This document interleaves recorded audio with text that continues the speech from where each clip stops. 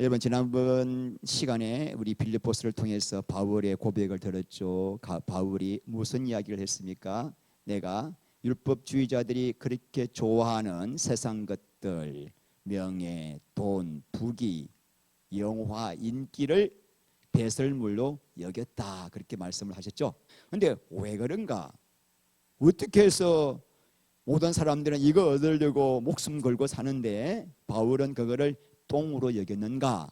예수 그리스도를 아는 지식이 가장 고상하기 때문에, 다른 말로 한다면은 예수님과의 사랑 안에 들어가 보니까 예수님 안에, 사랑 안에 너무나 말로도 알 수 없는 은혜와 기쁨과 평강과 축복이 있다 보니까 저절로 내가 좋아하던 것들을 오히려 해로 여기고 배설물로 버렸다라고 하는 것입니다. 자, 그렇다면 이 바울의 인생은 도대체 뭔가요? 여러분은 무슨 재미로 살아가십니까? 바울은 무슨 재미로 살아가는가? 오늘 본문의 바울의 고백을 들어보겠습니다. 10절 시작. 내가 바라는 것은 그리스도를 알고 그분의 부활의 능력을 깨닫고 그분의 고난에 동참하여 그분의 죽으심을 본받는 것입니다. 여러분, 그리스도의 죽으심을 본받는 것을 제가 빨간 것으로 표시를 했습니다. 이 말이 무슨 뜻일까? 그리스도의 죽으심을 본받는다는 말은 나도 그리스도와 함께 못 박힌 자로 살고 싶다. 그리스도의 죽음을 나의 죽음으로 받아들이고 살고 싶다. 한마디로 말하면 자아가 죽은 자로 살고 싶다. 그것이 그리스도를 본받는다고 표현한 것입니다. 이것이 내가 소원하고 바라는 것이다. 그래서 여러분, 바울은 왜 그리스도의 죽으심을 본받기를 이렇게 원하실까? 왜 그리스도의 죽음이 나의 죽음이라고 믿고 그 믿음 가운데 살기를 원할까? 왜 바울이 기록한 13권의 성경책에 그렇게 빠짐없이 이 말씀이 기록되어 있을까? 그 이유가 뭘까요? 읽겠습니다. 옛사람이 죽어야 하나님의 새 생명으로 태어나기 때문이다. 로마서 6장 5절 시작. 우리가 그의 죽으심과 같은 죽음으로 그와 연합하는 사람이 되었으면 또한 분명히 그의 부활하심과 같은 부활로 연합하는 사람이 될 것입니다. 죽으심과 연합이란 그분의 죽으심 속에 나도 죽었다라는 것을 인정하고 그분의 죽으심을 나의 죽으심으로 믿는 자만이 그분이 죽었다가 부활하신 것처럼 우리도 뭐한다? 부활 생명을 가지고 살 수가 있다. 한마디로 그분의 죽으심에 연합함이 없는 사람은 부활 생명을 가질 수가 없기 때문에 사도 바울이 말하는 믿음이라고 하는 것은 예수님이 나를 위하여 피 흘려 죽으신 그 십자가의 보혈은 물론 너무나 중요한 진리입니다. 그분이 피 흘려 죽으셨기 때문에 내가 이렇게 죄값이 속함받고 내 안에 하나님이 들어오실 수가 있는 거예요. 너무나 중요합니다. 또 하나 중요한 것은 예수의 죽음이 나의 죽음이라는 것을 믿으라는 거예요. 믿으라는 거. 이거를 믿어야 이제는 부활 생명이, 내 안에 있는 부활 생명이 이제는 내 안에서 살아 역사하여 부활의 삶을 누릴 수 있다. 이게 바울이 계속 우리에게 선포하고 있는 말씀입니다. 그럼 이 옛사람이 뭔가 좀 오늘 그 부분을 잠깐 이야기해 보겠습니다. 여러분, 옛사람이 뭐죠? 옛사람이 무언가를 알려면은 선악과 사건을 잘 아셔야 됩니다. 아담과 하와가 선악과를 먹었지 않습니까? 그 사건이 뭘 상징하는가를 잘 알아야 합니다. 자, 선악과 사건은 여러분 한마디로 뭐냐면은 시작. 하나님의 목적을 버리고 내 목적을 위한 삶을 선택한 사건입니다. 하나님께서는 우리를 너무나 영광스러운 목적으로 창조하셨죠. 하나님과 사랑 가운데 살면서 하나님과 하나가 되는 그런 목적이에요. 그래서 우리를 통하여 하나님의 영광이 나타나게 되는 것이 하나님의 목적이었는데, 이 선악과 사건은 뭐냐면 내가 그 목적 싫어. 나 이제부터 하나님 영광, 그게 뭐 중요해? 내 영광을 위해서 살고 싶어. 내 목적, 내 이름, 내 자랑을 위해 살고 싶어라고 생각하고 하나님 목적을 버리고 내 목적을 선택한, 하나님을 떠난 사건이 뭐예요? 선악과입니다. 여러분 자꾸 선악과를 무슨 사과 먹은 걸로 생각하시면 안 됩니다. 상징이고 비유입니다. 인간 안에 하나님이 자유의지 주시는데 너가 억지로 내가 너를 내 사랑의 받들어 만들고 싶지 않아.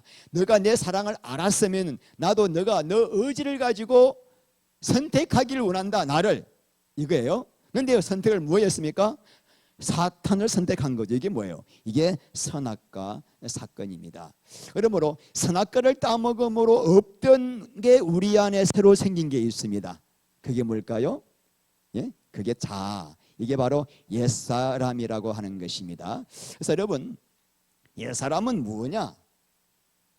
하나님만을 위하여 살아라고 만든 우리 인간 안에 새로운 자아가 생겼습니다. 이게 뭐냐면은 내 목적, 내 영광을 위해서 살아야지라고 하는 나. 이해가십니까? 그놈을 성경에서는 옛사람이라고 표현하고 있고 자아라고 표현하고 있습니다. 그러므로 이 자아는 하는 일이 뭐냐면 어떻게든 내 영광을 위해 살까, 내 육신의 만족을 위해 살까, 이것이 뭐예요? 이 옛사람의 목적이고 존재하는 이유라고 하는 것입니다. 그러므로 여러분, 하나님의 철천지 원수가 뭘까요? 하나님의 철천지 원수는 누구예요? 사탄이 아니에요. 옛사람이에요. 왜? 이 옛사람이 하나님의 그 거룩한 목적을 이루지 못하도록 계속 나로 하여금 방해하고 막기 때문에 우리 안에 가장 무서운 원수는 옛사람이라고 하는 것입니다. 그래서 이 옛사람을 출애굽기 17장에서는 아말렉이라고 표현하고 있습니다. 자, 우리 읽겠습니다. 내가 아말렉을 없이하여 천하에서 기억도 못하게 하리라. 모세가 제단을 쌓고 그 이름을 여호와 니시라 하고 여호와께서 맹세하시기를 여호와가 아말렉과 대대로 싸우리라. 하나님께서는 도대체 이 아말렉이 누구길래 이렇게 아말렉을 내가 다 없애버리고 기억도 못하게 할 것이고, 그리고 내가 대대로 이 아말렉과 싸우겠다고 하셨는데 이 아말렉의 정체가 누군가를 알기 위해서는 이 아말렉이 누군가? 에서의 후손입니다. 에서는 야곱의 형이죠. 이 에서는 뭘 한 사람입니까? 에서가 가족을 대신해서 제사 드릴 수 있는 제사건을 팥죽 한 그릇에 팔아먹었다는 말은 하나님을 섬긴다는 것은 가장 사람에게 최고의 축복이고 하나님이 사람을 만드신 목적이 바로 다 당신의 장자 삼기 위함입니다. 자, 그런데 이 내가 장자권을 버리게 되면 어떤 일이 생깁니까? 필연적으로 나를 위해 살게 되고 내 목적을 위해 살게 되어 결국은 사탄의 종이 되어 영원한 멸망으로 가게 되기 때문에 장자권을 버린 사건은 하나님을 버린 사건이란 말입니다. 이해가시나요? 자, 그래서요, 이 에서는 자기의 육체의 육신의 만족을 위하여 하나님을 섬기는 것을 버렸던 육신의 사람을 상징한다. 에서의 후손이 누구예요? 이 아말렉이 어떤 일을 했는가? 한번 우리가 신명기 25장 이 말씀은 출애굽기 아까 17장 말씀을 회고하면서 하는 이야기입니다. 자, 읽겠습니다. 너희는 애굽에서 나오는 길에 아말렉이 내게 행한 일을 기억하라. 그들이 너를 길에서 만나 내가 피곤할 때에 내 뒤에 떨어진 악한 자들을 쳤고 그들을 두려워하지 아니하였느니라. 너는 하늘 아래에서 아말렉을 기억하는 일조차 없도록 그들을 모조리 없애버리라. 잊지 마라. 이 아말렉이 누구 후손요? 크게 누구 후손? 예, 육신의 만족을 위하여 장자권을 팥죽 한 그릇에 팔아먹은 육신의 사람의 후손이 누구다고요? 아말렉인데 아말렉이 무슨 일을 했는가? 이 이스라엘이 애굽에서 나와서 가나안으로 갈 때 아주 힘들고 지쳐 있을 그때에 후미에서 뒤에서 힘들어 지쳐 있는 이스라엘 백성들을 쳐 죽인 사건이 이 사건을 말하고 있습니다. 그 아말렉을 하나님이 얼마나 미워하시는지 내가 하늘 아래에서 기억하는 일조차 없도록 모조리 없애버리라. 와, 하나님이 왜 이렇게 아말렉에 민감하게 반응하시죠?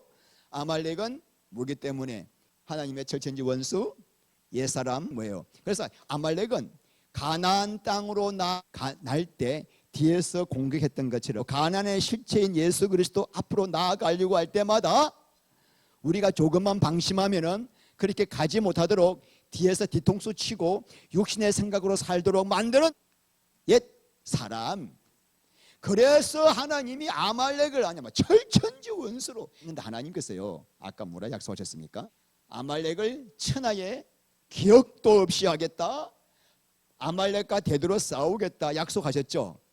자, 하나님께서 무슨 말씀이냐면은 우리 백성들, 당신의 백성들이 구원의 완성을 이루어 나가는데 가장 방해가 누구다? 옛사람인데, 하나님이 옛사람, 너희들이 직접 옛사람과 싸우지 마. 너네들은 싸울 수 없어. 너네 존재가 옛사람이기 때문에. 그래서 내가 이 아말렉을 쳐 죽여서 없애버리겠다. 그래서 내가 너희들의 구원을 완성시켜 주시겠다는 거예요. 그렇다면 어떻게 하나님이 이 아말렉을 쳐 죽이셨나요? 십자가에서 쳐 죽이셨습니다. 자, 로마서 6장 6절.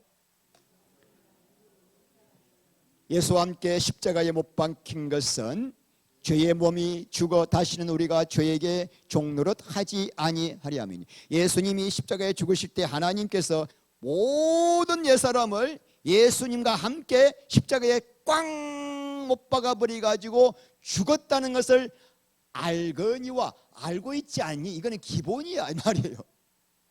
너희들이 옛사람이 예수와 함께 못 박혀서 하나님이 죽게 만드는 건 이미 알고 있지.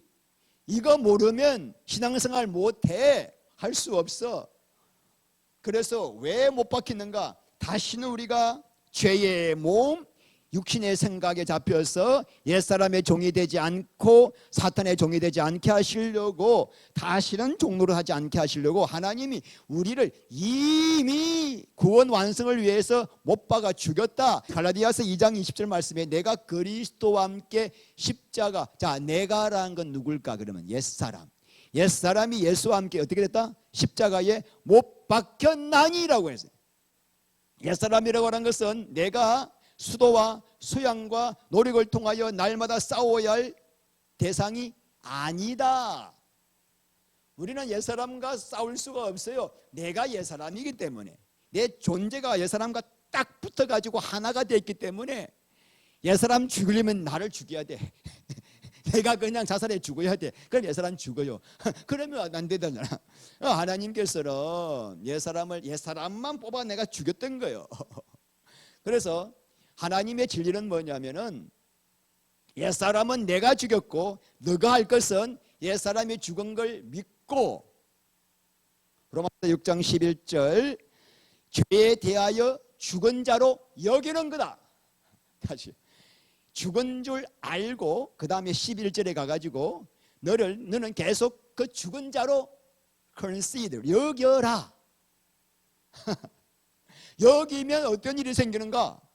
성령님이 역사하셔가지고 우리 안에 별하별 육신의 생각들이 있죠. 육신의 생각들, 엄난, 질투, 미움, 시기, 분노, 걱정, 근심, 탐심, 이런 육신의 생각들이 다 있죠. 그놈들을 성령님이 힘을 잃게 만드는 거예요. 쳐 죽이는 거예요. 자, 나는 이미 옛사람은 죽었어요, 여러분.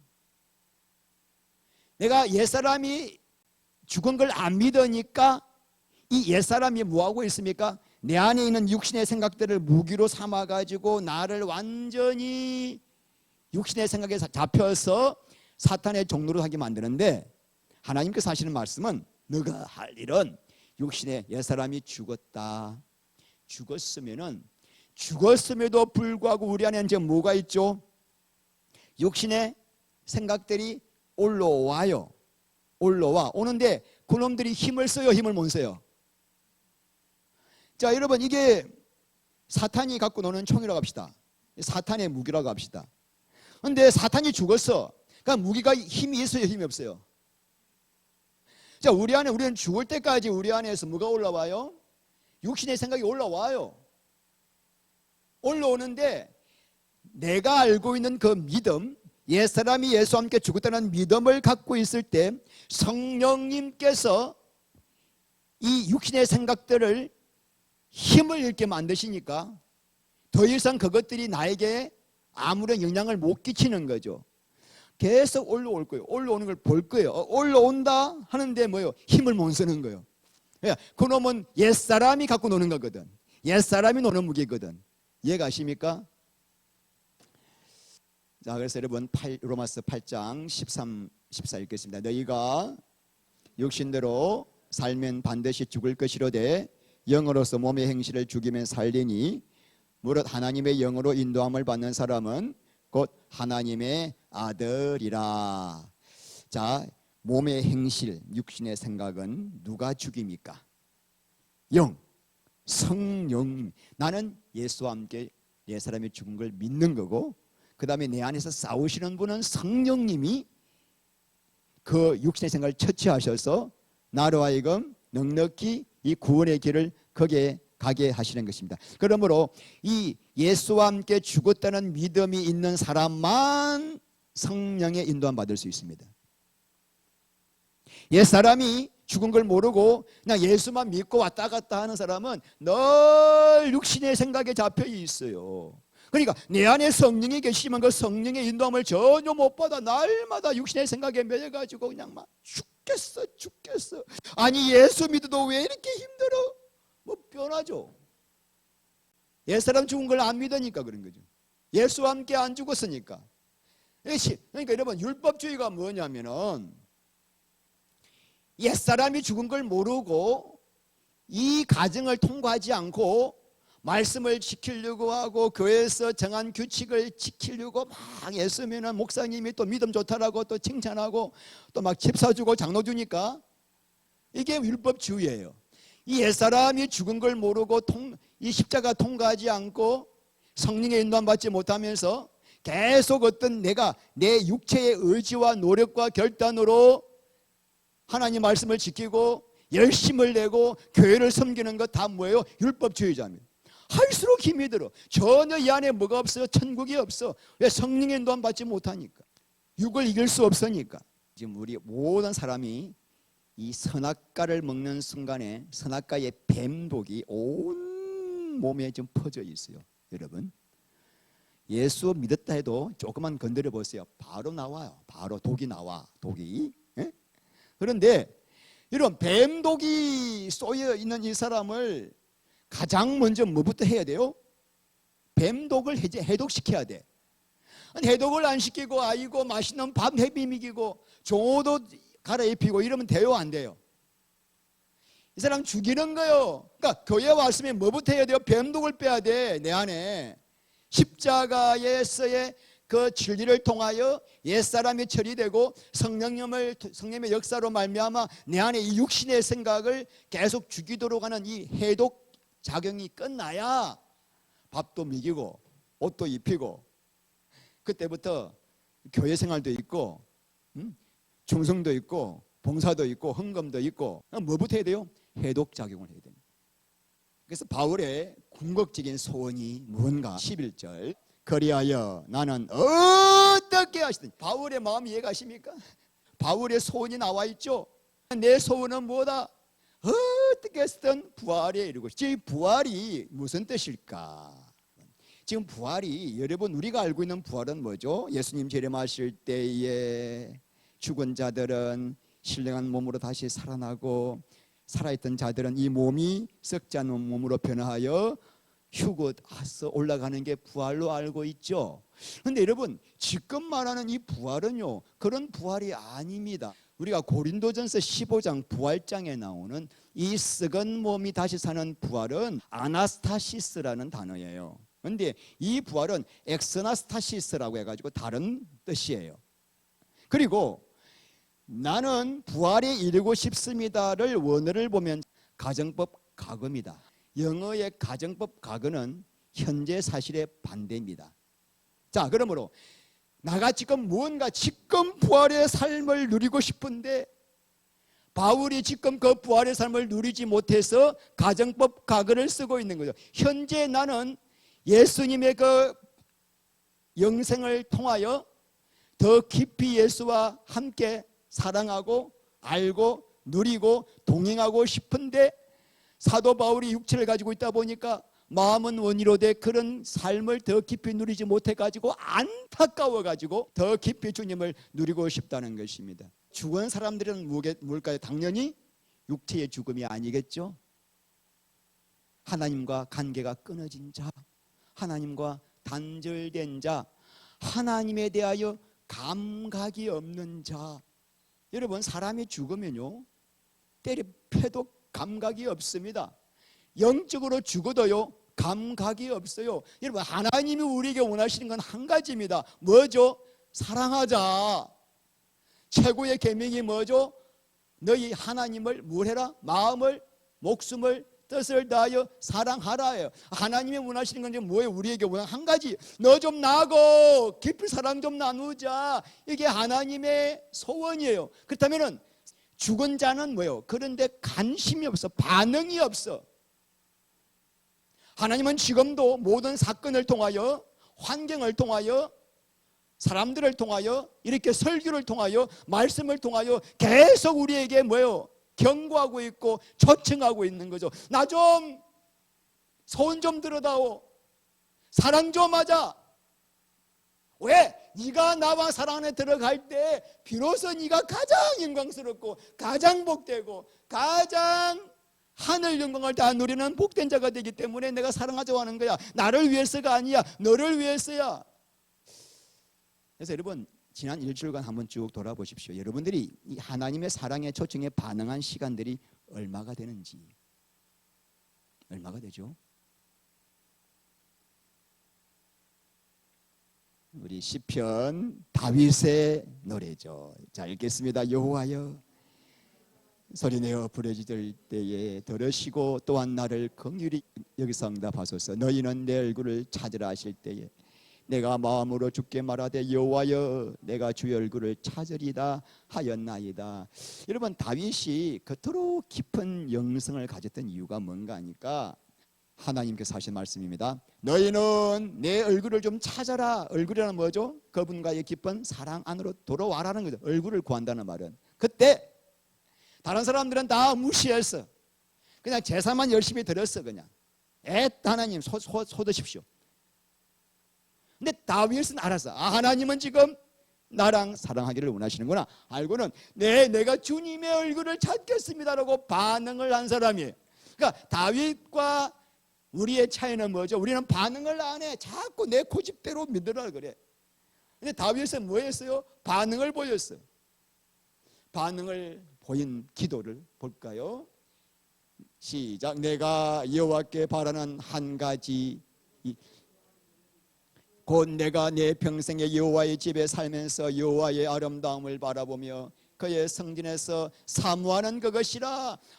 다윗의 기도 제목은 오직 한 가지입니다. 내 평생에 여호와의 집, 하나님과 만나는 장소에서 하나님의 아름다움을 바라보며 그의 성전에서 그분과 함께 사랑하며 사는 것. 여러분, 이게 성도의 가야 할 길이라는 거요. 그렇더니 어떤 삶을 살게 되었는가. 하나님께서 다윗으로 하여금 환난 날의 초막 속에 비밀이 지키시고 그의 장막 은밀한 곳에 나를 숨기시고 어떤 대적도 다윗을 해하지 않도록, 어떤 환난도 다윗을 침범하지 않도록 하나님의 품속에 다윗을 꼭 끼안고. 왜? 너무너무 하나님을 사랑하니까 다윗을 내버려 둘 수가 없는 것. 이제는 내 머리가 나를 둘러싼 내 원수 위에 들리리니 내가 그의 장막에서 즐거운 제사를 드리겠고 노래하며 여호와를 찬송하리로다.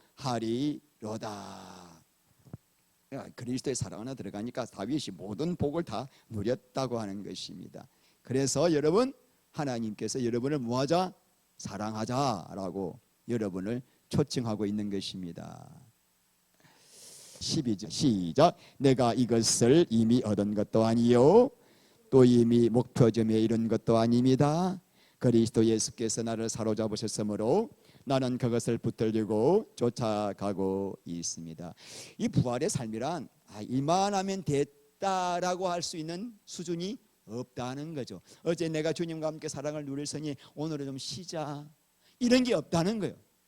바울은 예수와 함께 늘 깊은 관계를 누리면서도 얻은 것도 아니요 목표점도 이런 것도 아니요 예수님이 나를 사랑으로 사로잡은 이 잡은 것을 놓지 않으려고 계속 달려가는 거. 여러분, 예수님은 우리를 사로잡으셨어요. 이미 십자가 사랑으로. 그거를 놓치면 안 되는 거예요. 바울은 놓지 않으려고 끝까지 주님을 따라가고 있다는 것입니다. 여러분, 구원은 나 예수 믿었으니 천국 간다 이게 아니에요. 방심하시면 안 됩니다. 내 마음 성전에 날마다 싸우셔야 돼요. 이 우상 덩어리를 도려내고 예수만 남을 수 있도록. 그게 구원의 완성입니다. 그 길을 달려갈 수 있도록 성령님과 함께 동행하시기를 주의 이름으로 축원합니다. 우리 하나님 감사합니다. 사랑하는 성도님들, 하나님의 초청에 아멘하고 십자가에서 예수와 함께 나가 죽은 것을 믿음으로 받아들이고 이제는 어떻게 하든지 죽은 자 가운데서 부활에 이르는 그 놀라운 삶을 간절히 추구하고 원하는 성도들 되기를 원합니다.